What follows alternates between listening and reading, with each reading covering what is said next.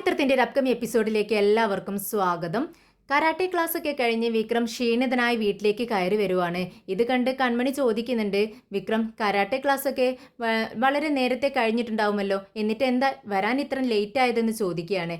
ഇത് കേട്ട് വിക്രം പറയുന്നുണ്ട്, അതൊക്കെ നീ എന്തിനാ അറിയുന്നത്, എനിക്കൊരു ഗ്ലാസ് ചായ ഇട്ടുതാ എന്ന് പറയാണ്. ഇത് കേട്ടതും കൺമണി ചോദിക്കുന്നുണ്ട്, അതെന്താ വേദിയുടെ വീട്ടിൽ നിന്നും നിനക്ക് ചായയൊന്നും കിട്ടിയില്ലേ? ഇക്കാര്യം നിന്നോട് ആരാണ് പറഞ്ഞതെന്ന് വിക്രം ചോദിക്കുന്നുണ്ട്. ഇത് കേട്ട് കൺമണി പറയുന്നുണ്ട്, അത് നിങ്ങൾ എന്തിനാണ് അറിയുന്നത്, ഞാൻ എല്ലാ വിവരങ്ങളും അറിഞ്ഞു. നിങ്ങൾ എന്തിനാണ് അങ്ങോട്ടേക്ക് പോയത്, വേദിയും നിങ്ങളും തമ്മിൽ എന്ത് ബന്ധമാണുള്ളത്? അവളെയും അവളുടെ മകളെയും കരാട്ടെ പഠിപ്പിക്കാൻ ഇവിടെ വേറെ ആരുമില്ലേ എന്ന് ചോദിക്കുകയാണ്. ഇതൊക്കെ ചോദിക്കാൻ നീ ആരാണ്? ഇതൊന്നും ചോദിക്കാനുള്ള അവകാശം നിനക്കില്ല. ഞാൻ എനിക്ക് ഇഷ്ടമുള്ളതുപോലെ ചെയ്യും. ഇതെല്ലാം എൻ്റെ പേഴ്സണൽ കാര്യമാണ്. നിന്നോടിത് പല പ്രാവശ്യം ഞാൻ പറഞ്ഞിട്ടുണ്ട്. ഇത് ലാസ്റ്റ് വാർണിംഗ് ആണെന്ന് വിക്രം പറയുന്നുണ്ട്. ഇത് കേട്ട് ദേഷ്യത്തോടെ കൺമണി പറയുന്നുണ്ട്, എത്രയോ തവണ നിങ്ങളിത് എന്നോട് പറഞ്ഞിട്ടുണ്ട്. പക്ഷെ ഞാൻ പറയാനുള്ളത് പറയും. എന്തിനാ നിങ്ങൾ ആ വേദിയുടെ വീട്ടിൽ പോകുന്നത്? ഇക്കാര്യം നിങ്ങളുടെ അമ്മ അറിഞ്ഞാൽ എത്രമാത്രം വിഷമിക്കുമെന്ന് നിങ്ങൾക്കറിയില്ലേ? ഇത് കേട്ട് വിക്രം പറയുന്നുണ്ട്, അമ്മയെ സമാധാനിപ്പിക്കേണ്ടത് എങ്ങനെയാണെന്ന് എനിക്കറിയാം. അത് ഞാൻ നോക്കിക്കോളാം. നീ അതറിയേണ്ട ആവശ്യമില്ല. എനിക്ക് നിന്റെ ചായയും വേണ്ട, ഒന്നും വേണ്ട എന്ന് പറഞ്ഞുകൊണ്ട് ദേഷ്യത്തോടെ വിക്രം റൂമിലേക്ക് കയറി പോകുന്നുണ്ട്. ഇത് കണ്ട് കൺമണിയുടെ അച്ഛൻ പറയുന്നുണ്ട്, കണ്ടില്ലേ മോളെ, നിന്റെ വാക്കിനെ അവൻ മാനിക്കുന്നുണ്ടോ? ഇല്ല, നിന്നെയും മാനിക്കുന്നില്ല. അതുകൊണ്ട് തന്നെ എന്തിനാ നീ അവൻ്റെ പിറകെ ഇങ്ങനെ നടക്കുന്നത്? വിട്ടേക്ക്, അവനെ തനിയെ വിട്ടേക്ക്, അവന് ഇഷ്ടമുള്ളതുപോലെ ജീവിക്കട്ടെ. നീ അവനെ മറന്നേക്ക് മോളെ. നിന്റെ ജീവിതം നന്നാവണമെങ്കിൽ അതാണ് നല്ലത്. ഇത് കേട്ടതും കൺമണി പറയുന്നുണ്ട്, ഇല്ല അച്ഛാ, ഞാൻ അവനെ മറക്കണമെങ്കിൽ ഞാൻ മരിക്കണം. ഞാൻ അവനെ മാത്രമേ വിവാഹം കഴിക്കൂ. ഇതെൻ്റെ ഉറച്ച തീരുമാനമാണ്. ദേഷ്യത്തോടെ വിക്രം മുകളിലേക്ക് കയറി ചെല്ലുന്ന സമയത്ത് അവിടെ വിക്രമിൻ്റെ ഫ്രണ്ട്സും വിക്രമിനെ മൈൻഡ് ചെയ്യാതെ ഇരിക്കുകയാണ്. ഇത് കണ്ടതും വിക്രമിനെ ആകെ വിഷമമാവുകയാണ്. വിക്രം ചോദിക്കുന്നുണ്ട്, താഴെ കൺമണിയുടെ സംസാരം കേട്ട് ഞാൻ ആകെ ദേഷ്യത്തിലാണ് ഇരിക്കുന്നത്. നിങ്ങളുടെ മുഖം എന്താ ഇങ്ങനെ ഇരിക്കുന്നത്? നിങ്ങൾക്കിതെന്തു പറ്റി? ഇത് കേട്ട് രാജേട്ടൻ പറയുന്നുണ്ട്, അതെ, ഞങ്ങൾക്ക് എന്ത് പറ്റാൻ, നിനക്കല്ലേ പറ്റിയിരിക്കുന്നത്.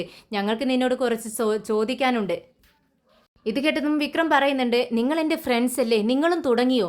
ഇത് കേട്ട് രാജേട്ടൻ പറയുന്നുണ്ട്, ഞങ്ങൾ നിന്റെ ഫ്രണ്ട്സാണ്, അതുകൊണ്ട് തന്നെയാണ് നിന്റെ കാര്യത്തിൽ ഇടപെടുന്നതും. നീ എന്തിനാണ് വേദിയുടെ വീട്ടിൽ പോകുന്നത്? അവൾ നിന്റെ ആരാണ്? നിന്റെ ആരുമല്ലല്ലോ.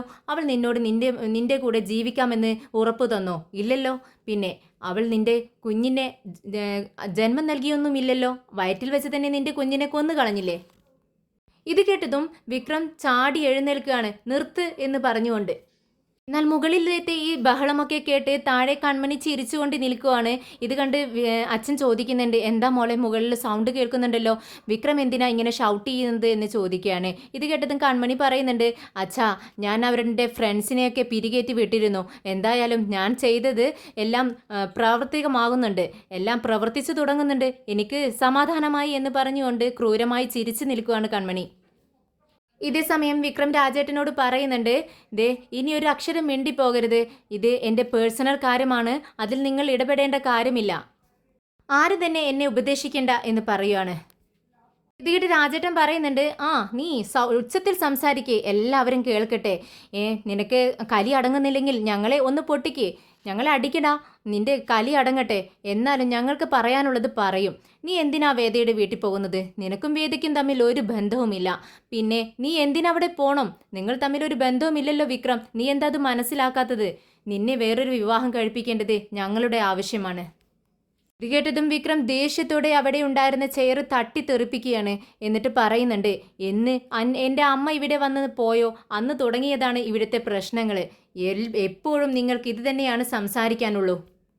ഇതൊരു വീഡിയോ അല്ലാതായി മാറിയിരിക്കുന്നു. നിങ്ങളുടെ മുഖം തന്നെ കാണുന്നത് എനിക്ക് വെറുപ്പായി തുടങ്ങി എന്ന് പറഞ്ഞുകൊണ്ട് ദേഷ്യത്തോടെ അവിടെ നിന്നും ഇറങ്ങി പോവുകയാണ് വിക്രം.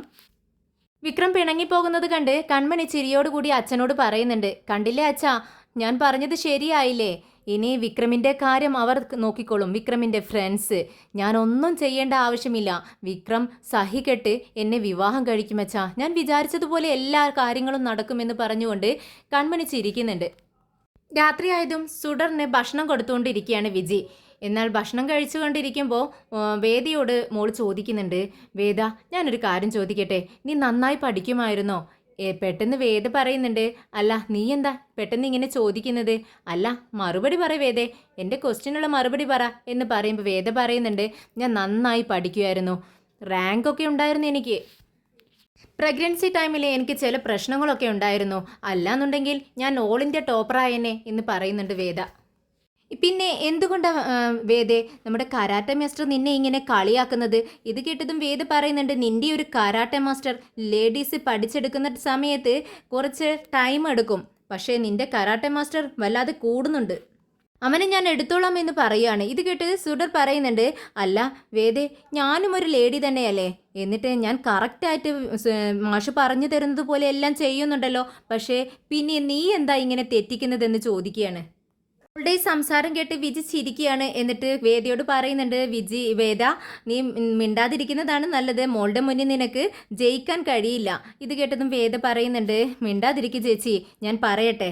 ദേ, ഞാൻ ഇന്ന് കുറച്ച് ഉഴപ്പി എന്നുള്ളത് ശരിയാണ്, അതിന് ഒരുപാട് കാരണങ്ങളുണ്ട്. പക്ഷെ നാളെ നോക്കിക്കോ, നിന്നേക്കാൾ ഉഷാറായി ഞാൻ പഠിച്ചിരിക്കും. എന്നാൽ ചിരിയോടുകൂടി സുഡർ ചോദിക്കുന്നുണ്ട്, ഇന്ന് ചെയ്തത് തന്നെയല്ലേ വേദയെ നീ നാളെയും ചെയ്യാൻ പോകുന്നത്? ഇത് കേട്ട് വേദ പറയുന്നുണ്ട്, അല്ല, ഞാൻ ഇപ്പോൾ ഭക്ഷണം കഴിച്ചു കഴിഞ്ഞതും പ്രാക്ടീസ് ചെയ്യാൻ പോവുകയാണ്, നന്നായി തന്നെ ഞാൻ ചെയ്തിരിക്കുന്ന ആളെ. ഇത് കേട്ടതും വിജിക്ക് വിശ്വാസം വരുന്നില്ല. എന്താ വേദ നീ പറഞ്ഞത്? ഈ ടൈമിൽ ഇത്ര ലേറ്റായിട്ട് നീ പ്രാക്ടീസ് ചെയ്യാൻ പോവുകയാണെന്നോ? എനിക്ക് വിശ്വസിക്കാൻ കഴിയുന്നില്ല. ഇത് കേട്ട് വേദ പറയുന്നുണ്ട്, വിശ്വസിച്ചേ പറ്റൂ വിജി ചേച്ചി, ഞാൻ പോകുന്നു എന്ന് പറഞ്ഞുകൊണ്ട് വേദ അവിടെ നിന്നും എഴുന്നേറ്റ് പോവുകയാണ്.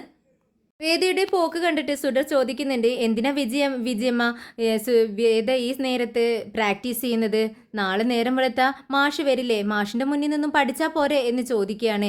ഇത് കേട്ടതും വിജി പറയുന്നുണ്ട്, അത് മോളെ, നിന്റെ വേദയ്ക്ക് ഈഗോ കുറച്ച് കൂടുതലാണ്, അവൾ എന്താന്ന് വെച്ചാൽ ചെയ്യട്ടെ, അവളുടെ ഇഷ്ടം പോലെ, മോളതൊന്നും ശ്രദ്ധിക്കേണ്ട കേട്ടോ. ദേ, നീ ഭക്ഷണം കഴിച്ച് കിടക്കാൻ നോക്ക്. ശരി വിജയമ്മ, വിജയമ്മയുടെ ഫോൺ താ എന്ന് പറയുകയാണ്. ഇത് കേട്ട് വിജയ് ചോദിക്കുന്നുണ്ട്, എന്തിനാ എൻ്റെ ഫോൺ? നീ ഉറങ്ങാൻ പോവല്ലേ? അതെ, ഉറങ്ങാനെങ്കിൽ സിംബ എനിക്ക് കഥ പറഞ്ഞു തരണം, അത് നിങ്ങൾക്ക് ഓർമ്മയില്ലേ? ഫോൺ വേഗം താ എന്ന് പറയുകയാണ് സുഡർ. ദേ സുഡർ, ഇന്നൊരു ദിവസത്തേക്ക് നീ കഥ കേൾക്കാതെ ഉറങ്ങ്, നിന്നെ ഉറക്കാൻ എനിക്കറിയാം, നീ എന്നോടൊപ്പം വാ എന്ന് പറയാണ്. ഇത് കേട്ടത് സുഡർ പറയുന്നുണ്ട്, പ്ലീസ് വിജയമ്മ, എനിക്ക് സിംബാക്ക് വിളിച്ചേ പറ്റൂ, സിംബ കഥ പറയുകയും ചെയ്യും, ഞാൻ ഉറങ്ങുകയും ചെയ്യും, പ്ലീസ് ഫോൺ താ എന്ന് പറഞ്ഞ് കെഞ്ചിക്കൊണ്ടിരിക്കുകയാണ് സുഡർ.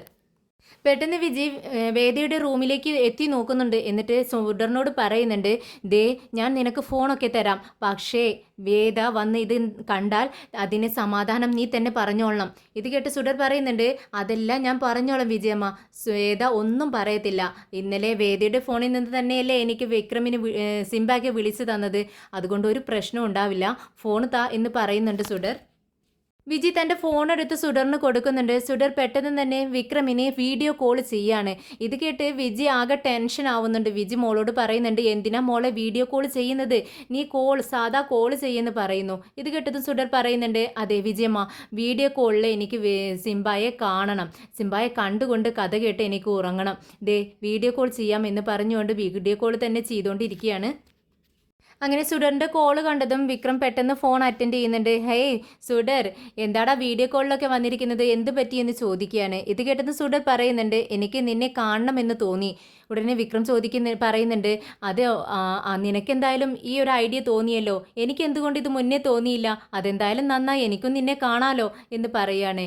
സിംബ, വേഗം കഥ പറ എന്ന് പറയുമ്പോൾ വിക്രം പറയുന്നുണ്ട്, ഓ കഥയൊക്കെ പറയാം, അല്ല ഇന്നെന്താ നമ്മുടെ ചേച്ചിയുടെ ഫോണിൽ നിന്നും വിളിച്ചത്, എവിടെ വേദയുടെ ഫോൺ എവിടെയെന്ന് ചോദിക്കുകയാണ്.